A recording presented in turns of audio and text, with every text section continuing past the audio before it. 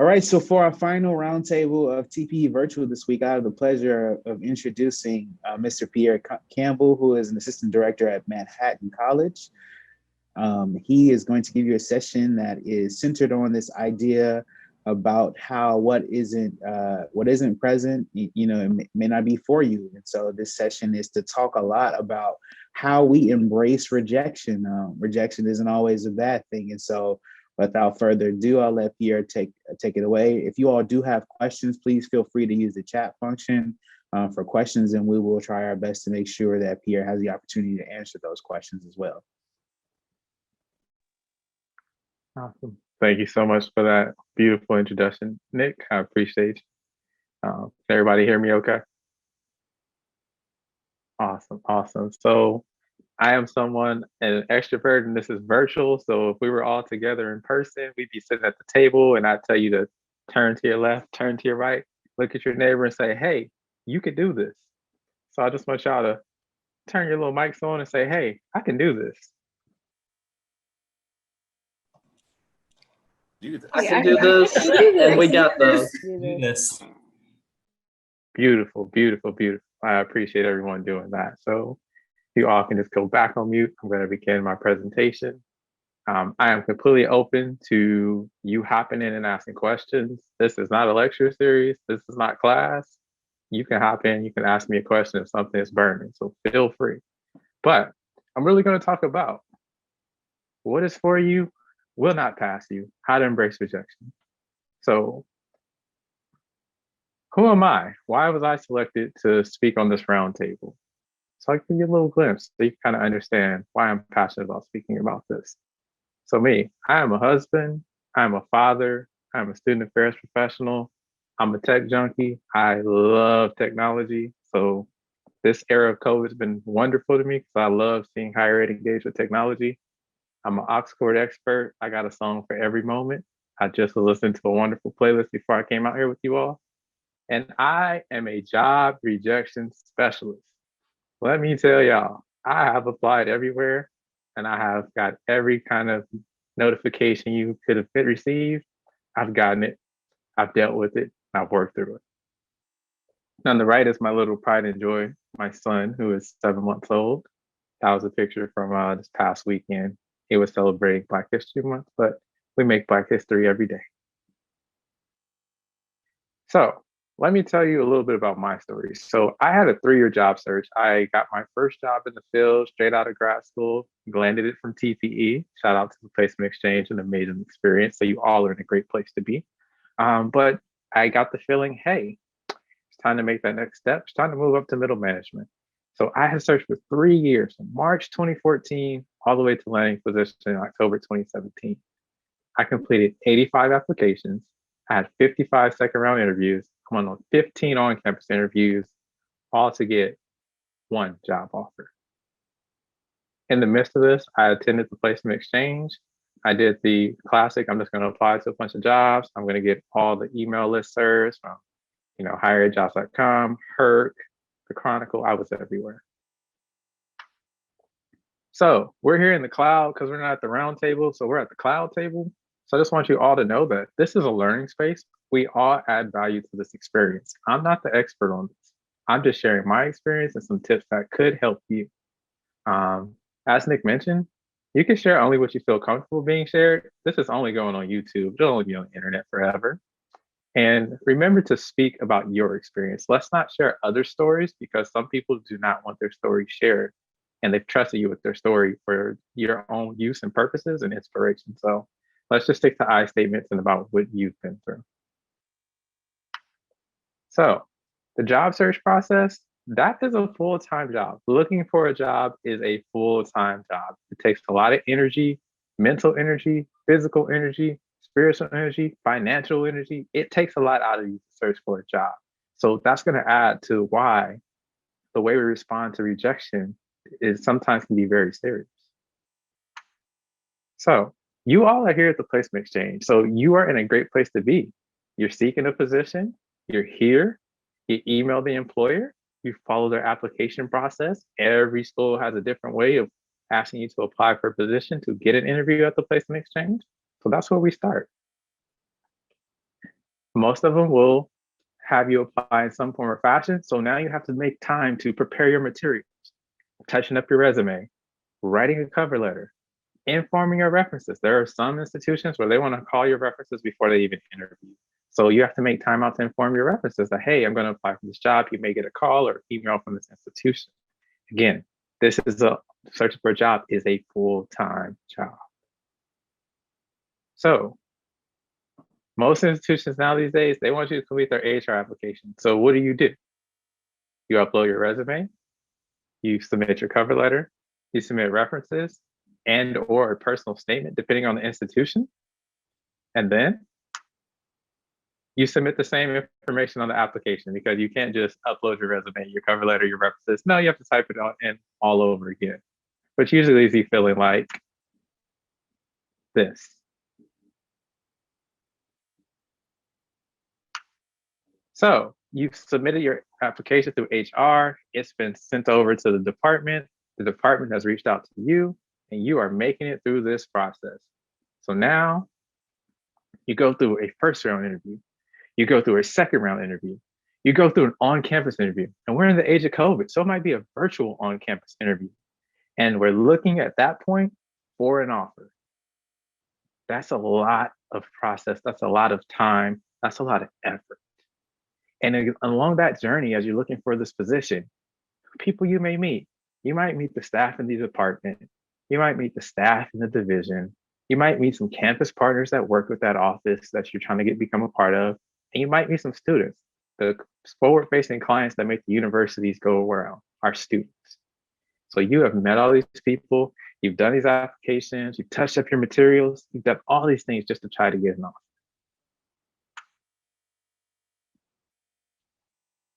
So think about it like this. There is an organizational culture at each institution, and there's a professional philosophy that you have, and they work together to either make you be successful somewhere, or it's going to be a detriment to your success. So there are 4 levels of culture at institutions, in my opinion. There's a university culture. There's an overlaying culture that people understand about the university. People from outside the university can see it. People inside the university know about it.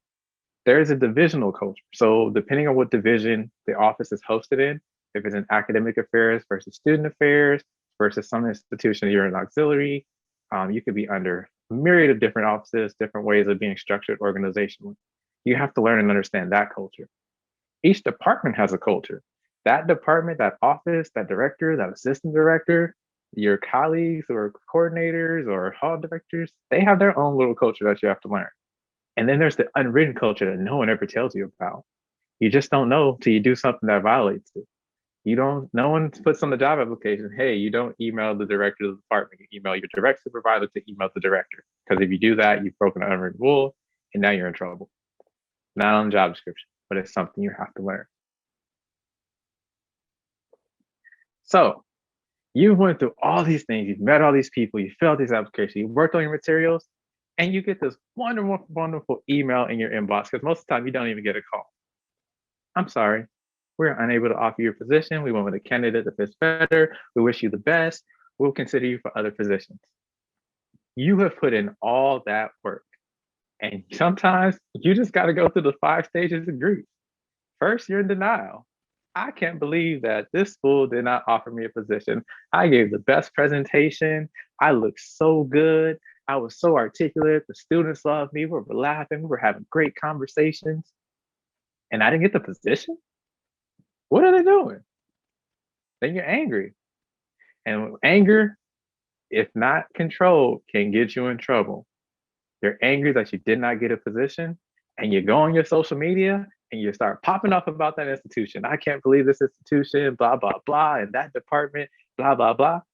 That can get you in trouble and prevent you from getting other positions in the future. So think about how you manage your anger. You got to bargain. You got to talk with yourself. Hey, I didn't get the job. Maybe I didn't answer that question well, or maybe my presentation could have been a little better, or maybe I really didn't click with the director. Like, we weren't feeling each other.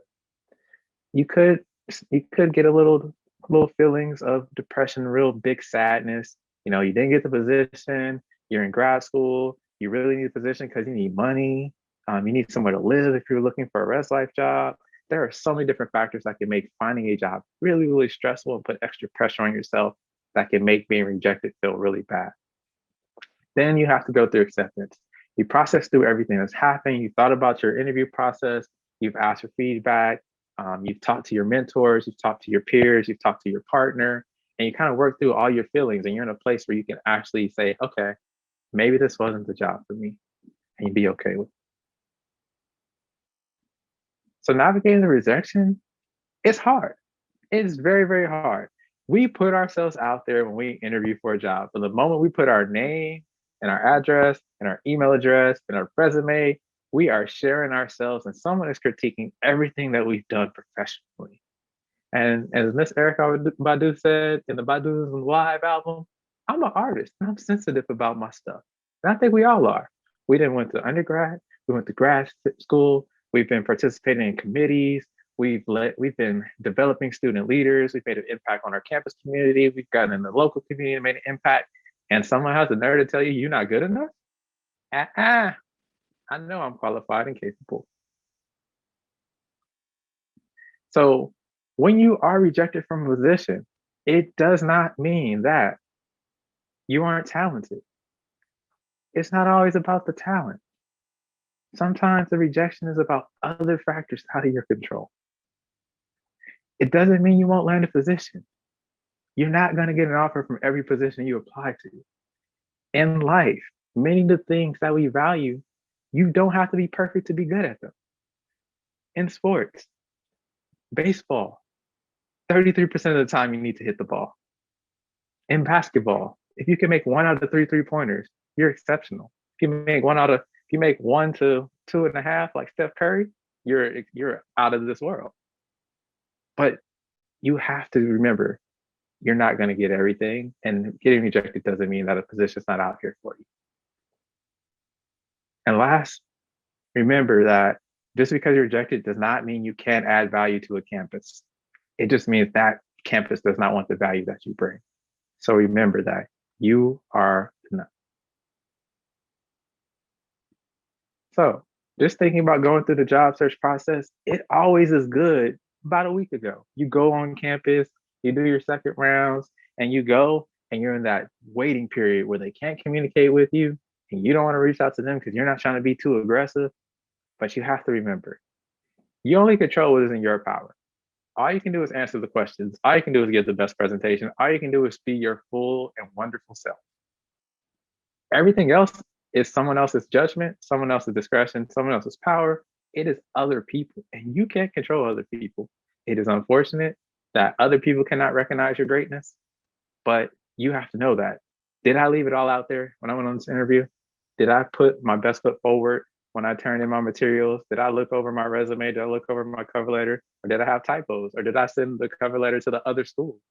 And then they're like, you know what? I don't even want to interview you. We're gonna ghost you. So thinking about communication when you're applying for a job, communication varies by institution. There are institutions that are on top of it. You will get an email every step of the way. And there are some institutions that you will never hear back from. I'm still waiting to hear back from institutions 3 years later. It just depends. Every institution has their own culture, their own way of doing things. And you have to just know that, like, you only control what is in your power. You have to remember that, because you will spend so much time beating up yourself for things that you don't have control over. So for me, if I'm rejected, I need to go back in my bubble. I need to go in the place where I feel safe. I need to go to a place where I feel comfortable. I need to go to the place that reminds me of who I am and what I have to offer. So I challenge you to find your bubble. What reinvigorates your confidence? Are there places? Are there people? Are there things that you do that make you feel powerful, that make you feel intelligent, that make you feel like you are the best student affairs professional to grace this profession? And that's not being full of yourself and narcissistic, but it's the confidence you have to bring into the workplace, because we are in the business of changing lives. And changing lives is hard. And sometimes it takes a miracle. So you're going to need to be a miracle worker. So what are things you can do? Do you listen to music? Do you listen to podcasts that kind of get you back in your place? Do you exercise? You want to get those endorphins going so that you can feel that high of getting all that negativity out of your body and feeling good about yourself and feeling confident? Do you just need to have a good conversation? Do you need to call your mentor? Do you need to talk to a partner? Do you need to talk to an older family member? Do you need to talk to your sibling? Just have that really powerful dynamic conversation that reminds you that, hey, I'm intelligent, I'm creative, I am awesome. And it's their loss that they did not select me. It is not me not being good enough for that position. Do you journal? After you go through an interview process, do you write about your feelings? Do you process the things that happen to you? Do you process the things that you were thinking about while you were on the interview so you can kind of see the trends when you're interviewing? Do you read? Do you just step back, grab a book, and just veer off into somewhere else and just get yourself feeling good, feeling happy, taking yourself to that place that makes you feel like you? And let me tell you, sometimes rejection is actually realignment. You are applying for a position that you swear is the perfect position for you, and it actually has nothing to offer you. Um, there have been many positions I applied to, and I was like, oh, this is the perfect position. And then 60 to 90 days later, something happens, and I'll be like, praise the ancestors and the creator. I was not a part of that organization when that happened. That would be a stain on my professional resume. So sometimes you're not getting the job because it's not the job for you and it's not your time to be there. And you won't understand that most of the time until after something happens that makes you be happy you weren't there. Or you get an experience at the position that you land and you develop so much that you're like, there's no way I could have ever developed at this other institution once you find out how the work life is there. When you are interviewing, you are selling your brand. The impression you make on interviews will help you in future interviews. There could be someone you connect on the interview with so well that they're like, oh my gosh, I want to work with you tomorrow. But they are not the final decision maker. But that doesn't mean they won't be the final decision maker at another position in the future. So just remember, leave your best foot forward with everyone you interact with, because you just don't know where everyone's path is going to take them, how you may cross paths again. So also, I think when you're rejected, you need to make sure that you're building a support squad. You need a support staff. Like, we do all this work on the other side of searching for candidates. When we are searching for a candidate, we need to fill a position. We're going to build that search committee and we're going to put all these people together because we need to figure out who we're looking for. But when you are searching, you need to make sure that you build your support squad. Who's going to hold you accountable? Who's going to support you when you're feeling down? Who's going to make sure that you are continuing to develop as you go through this job search? And who's going to encourage you to make sure that you walk into each interview on your highest high, confident, and remembering all your great experiences that you've done that are going to make you an outstanding candidate. So please make sure that you're walking into these interviews and it's not the other side going 5-on-1 against you, but it's 5-on-5. It's a fair game because you have your support system behind you, making sure that you are ready to bring your best game. And lastly, remember, jobs are not a personality trait. We get so caught up in I work here or I work there or I'm gonna. No, we are not our work. We are complex individuals that choose to change lives for a living. You do not have to work at the research one that is on national TV every week because they have big sports. Sometimes the place for you is that small little liberal arts school with a lot of first generation students that really need someone to look up to. Sometimes that place for you is that mid-sized institution that's up and coming and they really need some dynamic professionals to help get their students confident in performing in a way that's going to get national attention. Sometimes where you think you need to go or where you think you should be, they're not always the same place. When you're out here looking for the job and you're really truly thinking about how are you going to develop in the position, if you spend 2 to 3 years at an institution, in a department, as part of that organization, do people really grow and prosper from there? Or are they cogs in the machines? Many of the times we're sold on the brand because we're a very brand-centric nation. We're all about the brand. We know brands. As soon as we see certain brands, we assume certain things. But in reality, when we're looking for a job and the development and a position, sometimes the big brands aren't what you need because they can't offer you where you need to grow. And last, if you don't remember anything, just remember this. Do not internalize rejection. It is a part of the job search process. You are not going to go 100%. I don't know anything in life we go 100% in. there's going to be something in our lives that's just not going to go the way we expect it to, and we just have to go ahead and be okay with that. So let that rejection happen, process through it, learn from it, and move forward. And last, it is okay to take a break from job searching if financially possible. I can't speak for everyone's situation, but I can speak for my search. When I took a good break from searching and just stopped applying for jobs and just spent some time working on myself, I was a much better candidate when I got back into applying for jobs, because the stress and the internalized feeling of despair from being rejected was getting the best of me, so that when I was going to interviews, I didn't have any confidence, because I was so already expecting that this wasn't going to happen, because I got rejected from the last 6 positions. So if it's possible, take that break. I mean, you don't need to take a long break, but just take a mental break. Just put it away. Don't think about it. Take a few days off, and then rebuild yourself, get in your bubble, and then get out your bubble and go back to searching. See if that doesn't help your performance. And lastly, Wayne Gretzky said this: you miss 100% of the shots you don't take. You're gonna have to shoot your shot to find that position that's for you.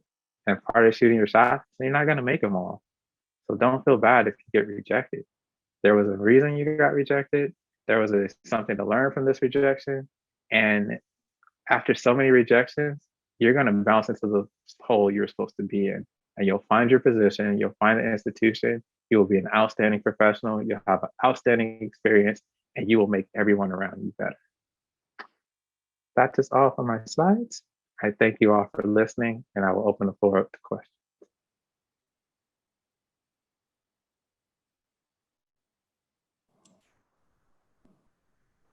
Thank you, Mr. Campbell. I didn't, just wanted to let you know, I didn't get any questions sent to me directly. And so make sure you're using this time. This is your space, everyone. Is it all right if we just unmute ourselves? I ask as I unmute myself. Go ahead. I'm fine with that. Okay, so I am wondering how we can protect ourselves from the emotional stress of worrying that the rejection might be because of some aspect of our identity. In particular, I wonder if the fact that I took off time when, like that I have gaps in my employment that I know align with when I was pregnant with my 2 children.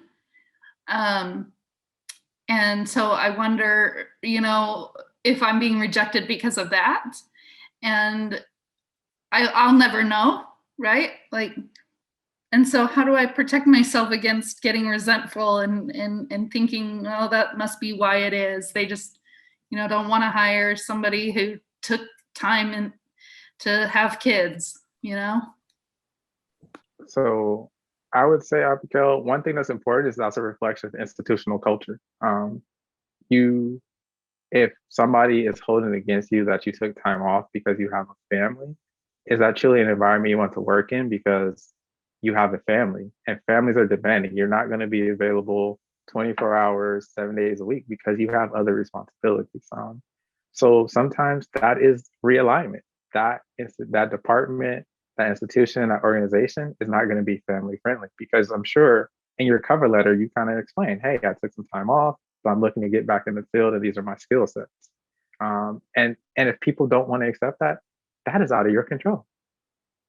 So you can't hold it against them, because I'm being honest with you. I'm a mother, I have family, but I'm coming back to the field because I want to do the work.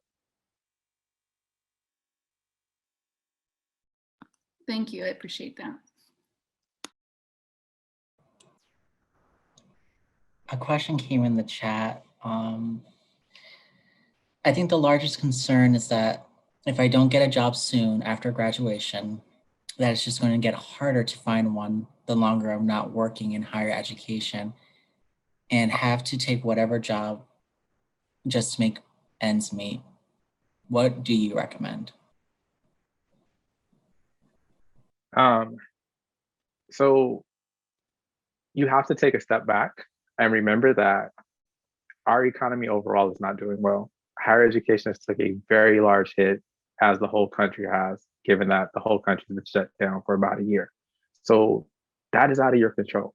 What you can do is continue to apply for positions. There are a lot of people out of work, so it's not far-fetched for any institution to hold that against you. There are, what, 4.1 million Americans out of work. So it's societal, it's bigger than you. But what you can do is stay engaged. If you're job searching, find ways to stay engaged in the field. Where can you volunteer? How can you stay connected? Because while you may have to take a job just to make ends meet, because you have to survive. Your Maslow is going to say you got to survive. You got to be able to take care of yourself. But you can stay connected. So finding ways to volunteer, submitting, you can still, start a blog and write about what's going on in higher ed. Find ways to volunteer with a cool eye, TPE, NASPA, ACPA.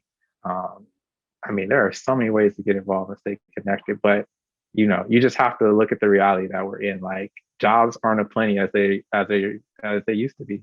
If you look at how many posts are in TPE this year versus 3 years ago, you wouldn't even think it's the same conference, but it's a reflection of where we are economically, like everywhere.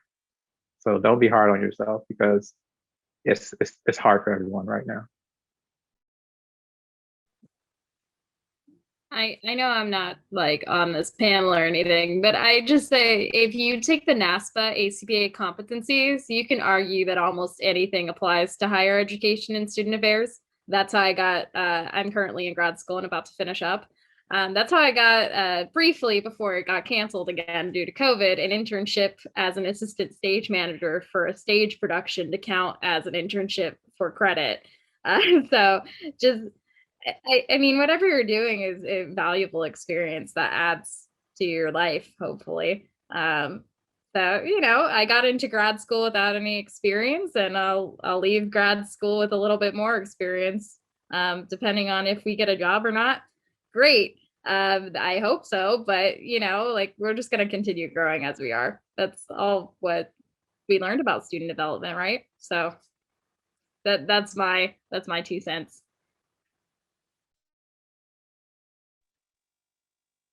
Oh, that was awesome, Amelia. Thank you for sharing that. That was very beautiful, beautiful advice.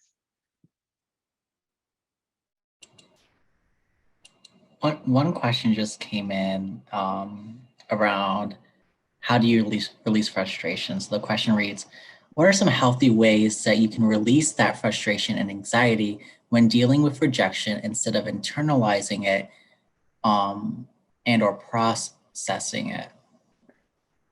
So I think the frustration and anxiety, that's where your support squad comes in. That's where that support team becomes very important.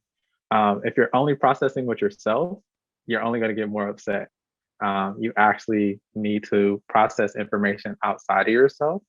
There are lots of resources. There are financial ones, like, therapy is great. Like, someone who you can just talk to and bounce everything off of, and they don't say anything back.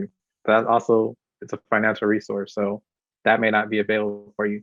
But that support squad, a mentor, partners, friends, family, because honestly, sometimes you just need to get it out. Like, I talk to my grandma, she has no idea what I do for work. She just thinks I'm a teacher at the college.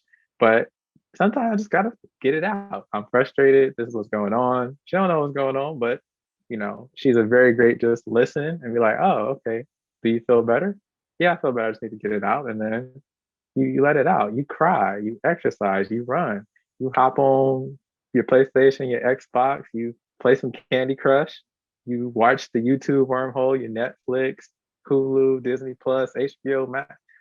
Just get things to take your mind off of that, because the hardest part of not internalizing things is not having it in your face all the time. If you're sitting there and you have the folder from the on-campus interview sitting on your desk and you see it and they reject it, you can be like, oh, I hate that place. Oh my God. Like, put that away. Go ahead and close that chapter. Really, it's so many ways. And there's so many different things that make us anxious and frustrated that, like, you really have to think through and really reflect, like, what is making me upset? Is it that I was rejected, or is that I wasted my money, or that they gave me my reimbursement for flying out? Like, there's so many different things you have to process through to think about what is the causation of these feelings.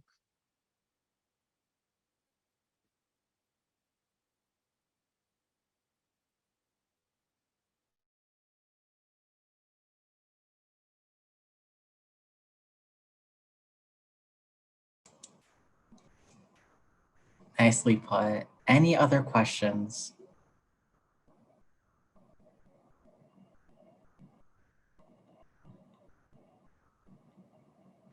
I wonder how often institutions will actually give you feedback if you ask them why they rejected you. My experience has been that they have not been willing, but I have heard from panelists on, I think it was a panelist yesterday that said, I ask for people, or I really like it when people ask for feedback. So what's y'all's experience with how often employers will give you that feedback? In my experience, it depends on how human resources determines if they are able to do that. It's really going to be controlled by the HR. Some schools, once the process is through, then they're able to give you feedback. But then some departments, people will reach out to you personally and they'll just say, "Hey, want to give you this feedback." And some of that you'll be able to kind of get a feel from, depending on how you connect with people when you're interviewing, especially when you get to that point where you're on campus, because if they're bringing you to that point, they are seriously considering you as potentially being a part of that organization.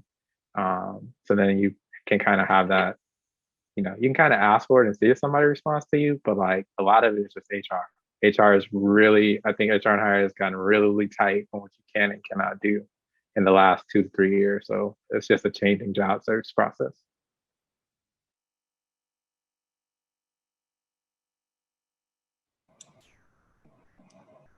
Yeah, and I'll put to that. Sometimes people do want to give that feedback, right? Like when someone gives a piece of feedback, it's a sign of care, right? What can I do to improve and help? And that barrier of HR is real. And so if someone can't, don't take that offensively or personally, they're probably just following what their institution is instructing them to do. But hopefully with good luck, you can receive that.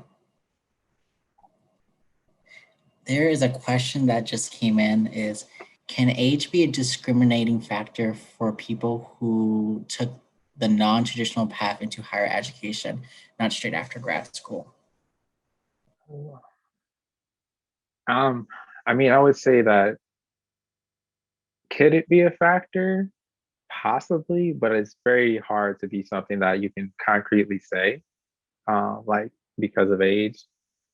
It really depends on how you frame your resume, how people assume how old or your experience is. So I guess one thing you have to think about is like, what are you sharing on your resume and what years are you covering? Because that is going to show people either A, you have a lot of experience, or B, you just started getting experience related to the positions that you're applying for. But I would say age is a hard one to just directly say, just because there are always other factors. And I don't think there's ever an application where I actually put how old you are.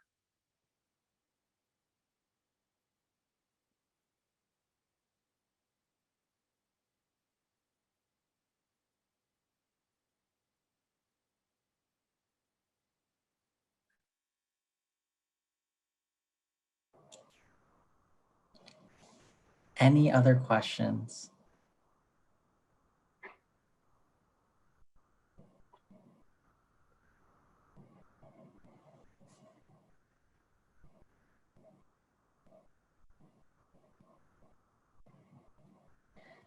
I have one, if you don't mind me asking. All right. Sometimes waiting almost feels like we're getting ready for a rejection, right? So in your presentation, you talked about how the timeline can look like and all the steps. And so for those who are going to be maybe in a limbo state, who haven't heard anything yet, but maybe in feeling that they're about to be rejected, any advice you have in that state of how to navigate that limbo state of waiting? Yeah. So, the waiting is the hardest part. And unfortunately, there's no easy way to wait for a position, because again, applying for a job is such a full-time job and you give so much of yourself that it's very hard to not think about it. If you think about from application to hiring, you've probably given up 30 to 60 days of your life. So it's going to be very hard to just say, "Oh, I don't want to think about the last month or two of my life, maybe 3 months, depending on how fast or slow the process goes. Um, I think for me, that's where your support squad comes in. So, you know, as I was going through my search, my support team, just reminded me, hey, remember you did great. So don't be stressed about it. And or just having someone who just asks you about it. Just having one person who just asks you about it every so often. Once a week, it's like, hey, they hit you up, hey, so how's the search going? Oh, I haven't heard back. Well, remember, it's a process. I mean, sometimes you just need someone to remind you, like, it doesn't happen overnight. Like, unfortunately, like applying for a job is not like requesting a friend on social media. It's not like, all right, I want this job. Click, okay, you're my you're my employee now. Like, it's just not. But again, like it's one of those things that's out of our control. So we have to, internally like find ways to keep ourselves occupied and busy. So that's where reading Inside Higher Ed, reading the Chronicle, and finding other skill sets to build. Like literally when you're searching for a job, like if you want to keep yourself competitive, find another skill set to develop while you're searching. So, we're in this digital age. So if you're not good at Canva, spend this time in between interviewing to get good at Canva. Or, web design, like all these skill sets, everybody has a social media page. Make sure you tighten up on your social media. There are all these things that you could be doing to just keep yourself occupied and busy to stay in a positive frame of mind. Because yes, thinking about the weight can be very negative on you. And then if you do get rejected, you've already been in this place of anxiousness, and you've just been so in your head that like you may have got rejected and they may want to share like, oh, you were excellent, but it wasn't the right, it wasn't the position for you, but you were excellent. And you're like, you're ready to go off the deep end. Like, can't believe you didn't hire me. What you mean I didn't get hired? So it's really because we are forever committed to learning. That's why we do this work that we do. Like we are lifelong learners. So sometimes in the job search process, we forget that like we should still be learning throughout this process. And if we're not learning, let's take a step back and figure out why we're not learning, because our work is so committed to learning and growing and evolving. Yeah, no, absolutely. Thank you. Because I think that hits real in a world where in like instant gratification is real, where I use the example of like Instagram, but where people can now just text on a phone and hear something. I think remembering that things is a process and things can take time, but how do you maximize that space while you're waiting, getting different skill sets, catching up, etc. Thank you for that. We had a question that came in that said, can you also talk about the no contact period? I don't know that was a thing. Is it only after on-campus interviews? I think for many institutions, there's that if you make it to on campus, there's that period where they have to finish interviewing all their candidates and make a decision. They have to interview candidates, make a decision, make their recommendation to human resources. Human resources have to approve the candidate, and then they're able to make you an offer. And depending on the institution, it may come from HR or it may come from someone in the department. So for many institutions, that's like a time where you may check in with what's your status, but they really can't say much to you. So that's kind of like that no contact period. It's not no contact, but it's just like you're not going to really hear very much. And then coping with rejection in a fast-paced environment like TPE, so important to build your schedule to have time to process. Because if you overload yourself with 11 interviews in a row, you're not even processing the interview you just went through to know if you like the institution you just interviewed with. So it's definitely important. Again, that support squad. So do you have someone you can text? Do you have someone who you can just call real quick? Hey, this interview didn't go well. Or at TPE, well, virtual is different, but like when it was in person, like I made friends with a lot of other candidates. So if we seen each other in the workroom, we would encourage each other. We'd be very positive. We go to lunch, and just that would be that quick way of like, hey, this didn't go well, and someone say, hey, remember, you can do this, and then that would help you go into that next interview. It's really the mental energy of interviewing for a job. Knowing your capacity is so important so that you can perform well in each interview. Some of us can interview 8 interviews straight and be good, and some of us need an interview and an hour off. And that's something you have to know about yourself when you're doing this. I don't know if y'all learned that at boot camp, but that's definitely something I think is very important to remember.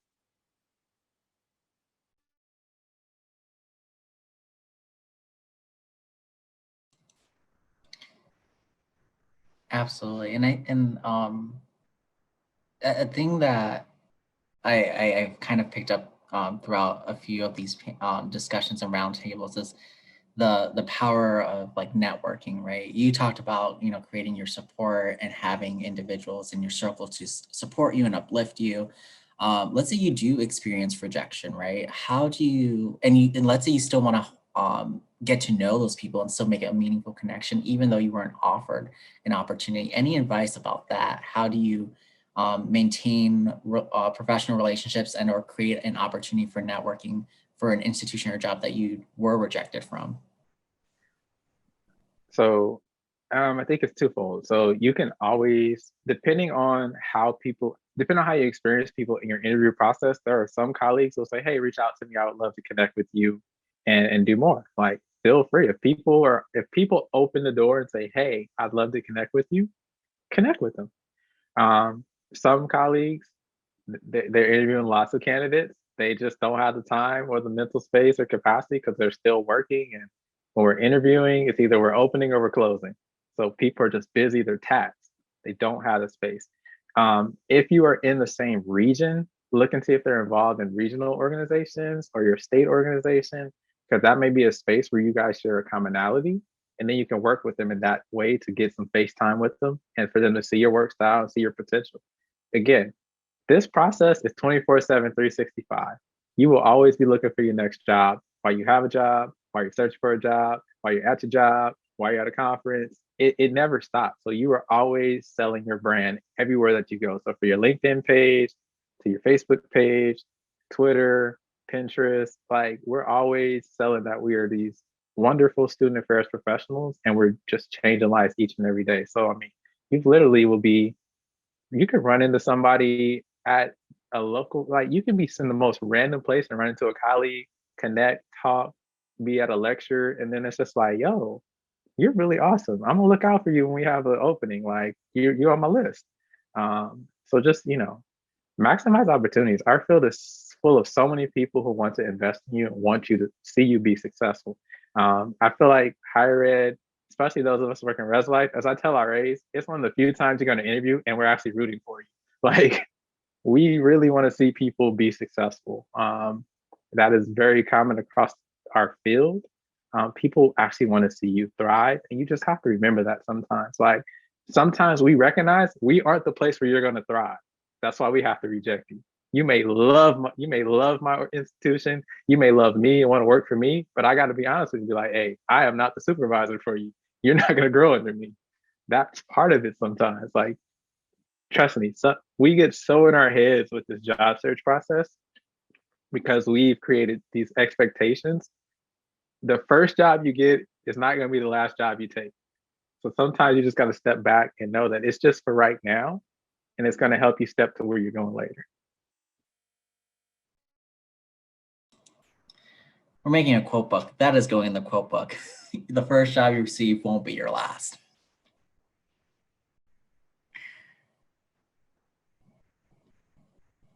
We're getting close to time. And so is there anything else that's coming to people's minds about this whole experience of what is for you won't pass you? Or any questions about navigating rejection?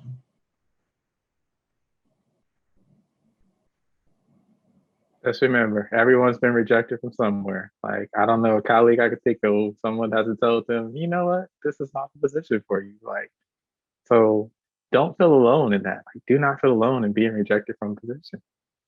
It happens.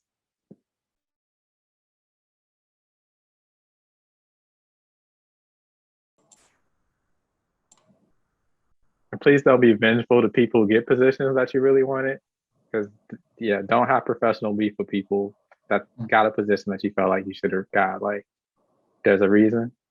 You may not understand that reason initially, but like you want to see a colleague be successful because we want to see colleagues make an impact on our students because we're collectively trying to make society better.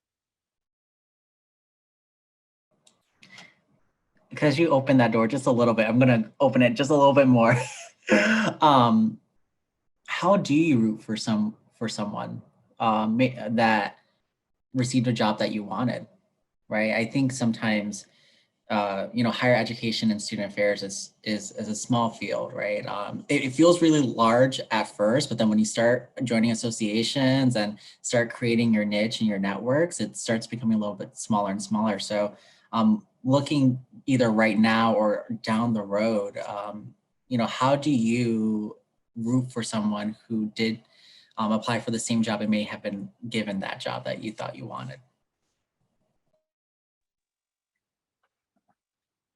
I think it's about approaching things with a positive mindset. Like if you think negative about someone else, you're gonna start thinking negative about yourself.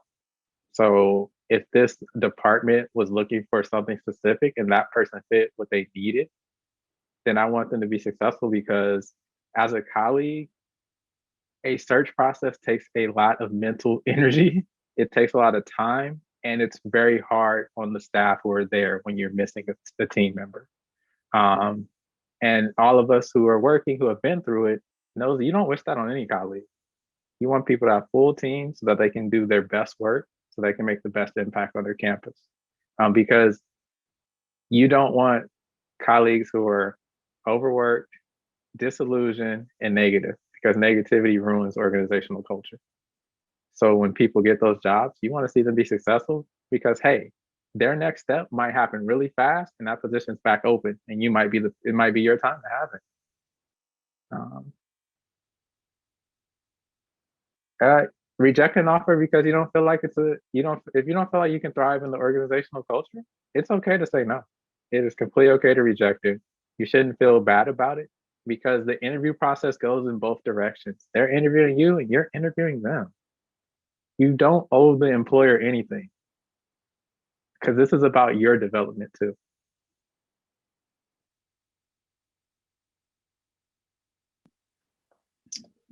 All right. If there aren't any more questions, we will go ahead and end our roundtable for the day. We want to thank Pierre once again for being a part of this. And if this wasn't recorded, I'd actually tell you all the story about Pierre being in the hiring process that I was involved in. I'll say that, what he mentioned earlier about sometimes a place isn't for you. I can tell you for sure that the place just wouldn't have been for Pierre. Pierre went to what was best for him. And so that's always an important factor to consider about your job process. And thank you again, Pierre, for agreeing to do this session twice, as this session was originally scheduled for Tuesday. Thank you for being flexible. And thank you all for entering this space with us at the Placement Exchange. This has been a great roundtable, and good luck with the rest of your TPE, and good luck to everybody with the rest of your job search as well. Thank you, Nick. Thank you, Kirsten. Thank you to the committee. My most sincere gratitude for allowing me this opportunity.